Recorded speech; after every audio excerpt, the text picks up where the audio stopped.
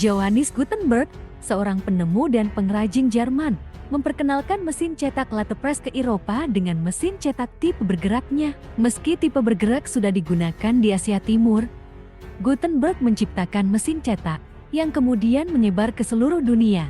Karyanya mengarah pada revolusi informasi dan penyebaran massal literatur di seluruh Eropa yang belum pernah terjadi sebelumnya. Ini berdampak langsung pada perkembangan Renaissance, Reformasi, dan gerakan humanis.